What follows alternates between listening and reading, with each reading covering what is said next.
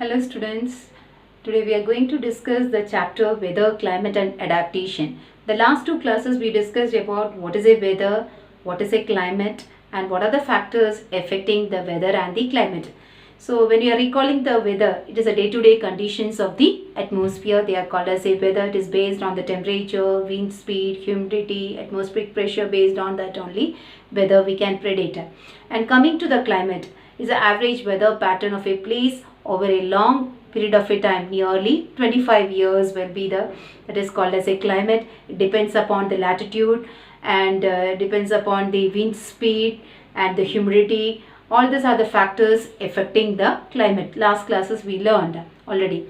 And today's class we are going to learn about the adaptation. So when you are planning for a trip for some of the places, resorts or for the hill stations, for some of the places suddenly we can't able to adjust when you are going there 1 week or 2 week of time. Also if it's extreme cold conditions, suddenly our body can't able to adjust it.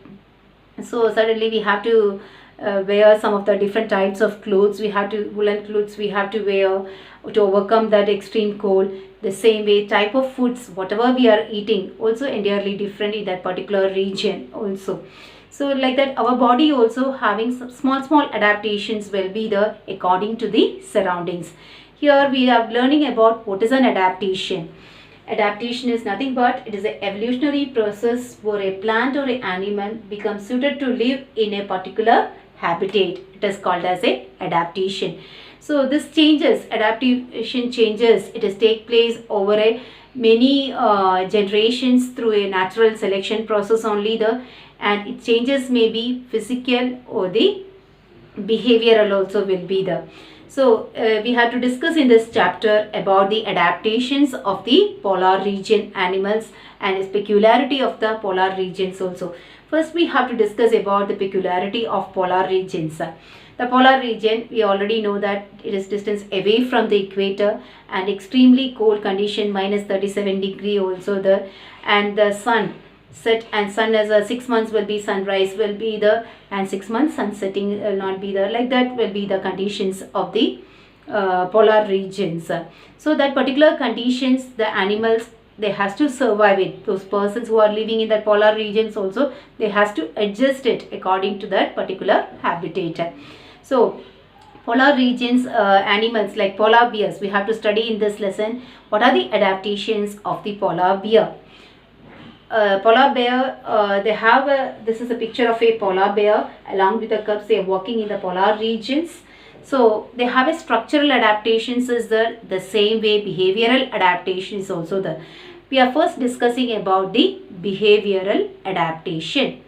The first behavioral adaptation is that they have digging the dens, that is a cave like structure only the digging dens to protect themselves from the cold wind.